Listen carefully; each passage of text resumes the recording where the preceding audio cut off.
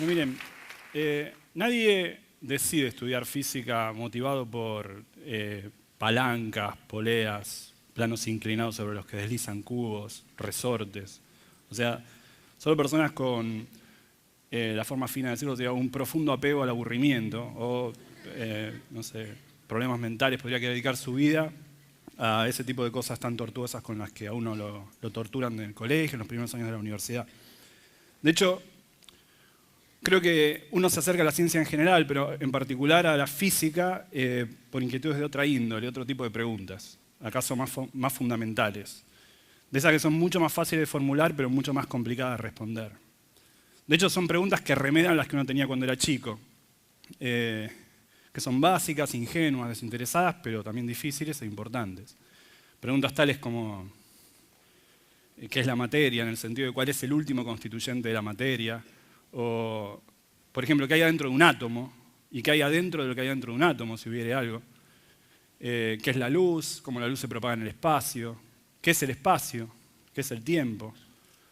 ¿O qué hay en el espacio, por ejemplo? ¿Qué hay en el centro de una galaxia? ¿Y qué otro tipo de objetos extraños hay en el universo? Y es de eso de lo que quiero hablarles hoy. Quiero hablarles de los que son los objetos más extraños que hay en el universo. Y cómo, en particular, cómo estos deforman las nociones de espacio, tiempo, materia, luz, en torno a ellos al menos.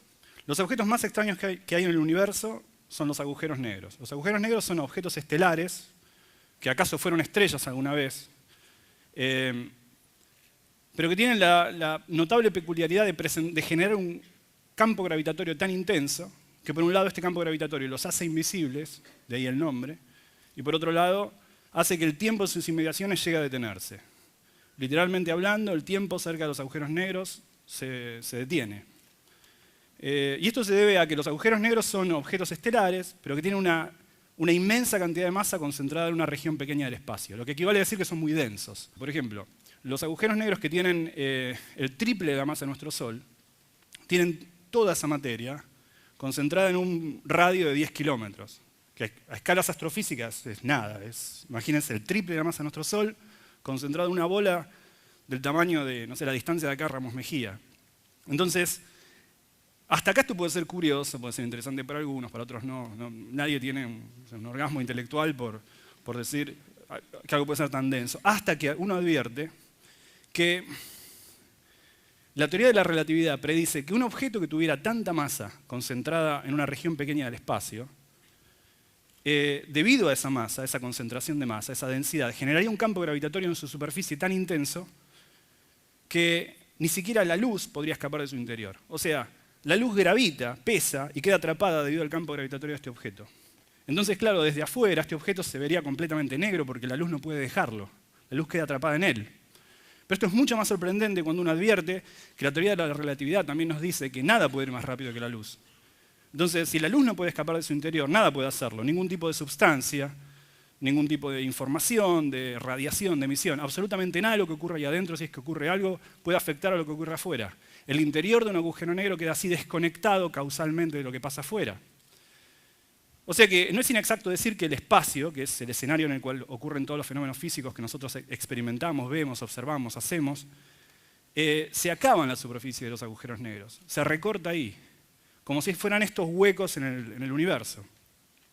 Ahora, mucho más interesante es entender cómo el tiempo se deforma en las inmediaciones de los agujeros negros, y no solamente el espacio.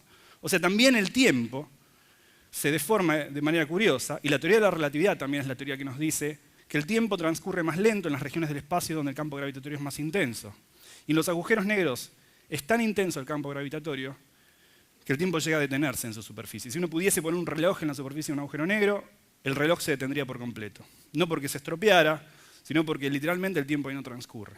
El tiempo ahí no transcurre es una frase que, como mínimo, confronta contra nuestro sentido común. Desafía una intuición al nivel de que requiere al menos una explicación adicional. Y para eso ideé un experimento imaginario, un experimento que pueden realizar en sus casas. Se necesita solo una nave espacial, un agujero negro y un hermano menor. J es de Juan es mi hermano menor, el único que tengo, y G soy yo. Bueno, el experimento que le propongo a Juan es el siguiente. Le digo, mira Juan, necesito a ver si puedo entender qué es esto de que el tiempo se detiene en los agujeros negros, a experimentar de esta forma. Entonces, propongo lo siguiente. Yo me quedo en órbita del agujero negro y vos te dejás caer y vamos viendo si cotejamos tu realidad y la mía, nuestras experiencias, y luego vemos si me ayudás a explicarle a la gente cómo es esto de que el tiempo pasa más lento. Juan al principio se ve medio reticente, orgullo de que él es ingeniero y que sabe tecnología espacial, entonces mejor él se queda en la nave, que yo soy físico. Bueno, la cuestión es que lo convenzo con un pequeño empujón y Juan se cae del agujero negro, pero no sin antes llevar estos 3 elementos con él: una linterna, porque es negro eso y estamos en el espacio, no nos vemos para poder vernos, un reloj para medir el tiempo y un bloc de notas para anotar lo que le pasa, a modo de bitácora de caída. Y yo también llevo esto conmigo en la nave. Y entonces hacemos el experimento y Juan comienza a caer al agujero negro. Y lo que observamos es lo siguiente, al menos lo que observo yo, es que veo que Juan deja la nave y en los primeros minutos él se va acercando, pasan las horas y se va acercando, y luego empiezo a notar que conforme él se acerca al agujero negro, su reloj empieza a trazar, su reloj va cada vez más lento. Y noto también que su linterna se vuelve cada vez más roja, la luz de su linterna se vuelve cada vez más roja, cosa que entiendo porque el color es la forma en que la luz tiene para manifestar el paso del tiempo. La luz es una onda y dependiendo de cuán rápido vibra esa onda, su color es más rojo si vibra lento, más rápido significa que la luz es azul. Así que es consistente que su reloj vaya más lento y que su linterna sea roja. Entiendo así que no es que el reloj se esté estropeando, sino que literalmente el tiempo para él pasa más lento. Cosa que corroboro con el paso del tiempo porque veo que efectivamente él va envejeciendo lentamente. Pasan los años y yo habré muerto antes que Juan haya entrado al agujero negro. Cada vez está más cerca, pero no termina de entrar. En cambio, la realidad de Juan es completamente distinta. Juan reporta una realidad distinta. Él está cayendo, ve a Gastón en la nave, ve que el reloj de Gastón adelanta cada vez más, su linterna se vuelve cada vez azul, y su reloj anda bien, y él reporta a las 4 de la tarde haber entrado al agujero negro. Esto no deja de ser contraintuitivo, porque la naturaleza es contraintuitiva. Pero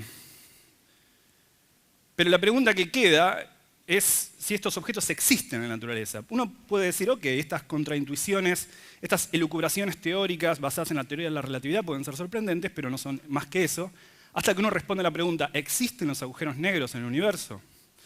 Y bueno, la respuesta parece ser que sí en los últimos 40 años, pero en los últimos 20 años, con el advenimiento de nueva tecnología, los astrónomos han recopilado un montón de evidencia acerca de la existencia de los agujeros negros, que son muy difíciles de ver, porque son negros. Entonces uno tiene que inferir su existencia a partir de cómo la materia se comporta en sus inmediaciones. Por ejemplo, si yo veo un gran torbellino en torno a la nada, concluyo que no es que haya nada ahí, sino algo que no veo y que en realidad está generando campo gravitatorio. Pero hay una evidencia, hay muchísimas interesantes, pero hay una de las que quiero contarles, que es una observación acerca de nuestra propia galaxia.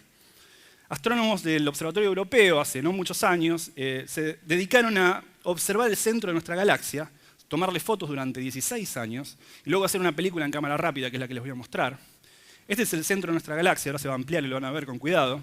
Este es el movimiento de estrellas en el centro de nuestra Vía Láctea por 16 años. Y lo que uno observa es lo siguiente. El centro de la galaxia queda en la constelación de Sagitario, visto desde acá. Vean esa estrella. No queda ninguna duda de que en el centro de nuestra galaxia existe un gigante agujero negro, cuya masa podemos inferir a partir de la velocidad que toma esta estrella, que es un gigante que no vemos, cuya masa es de 4 millones de masas solares, y que está ahí, expectante, cada tanto se come una estrella y hace alguna fulguración de rayos X, pero está ahí. Los agujeros negros están ahí. Es difícil explicar la sensación que uno siente. Yo que pertenezco a ese subconjunto de físicos que trabajan en un pizarrón haciendo cálculos teóricos acerca de estos objetos, cuando le golpea la puerta a un astrónomo amigo y le muestra películas. Estos objetos están ahí, en el centro de nuestra galaxia en particular, y también en otras. Me encantaría poder estar vivo el día que los astrónomos también midieran, no solamente tomaran películas de esto, sino también pudieran medir la temperatura de un agujero negro. Los agujeros negros tienen temperatura, según fue predicho por Stephen Hawking en la década del 70, pero nunca fue observado.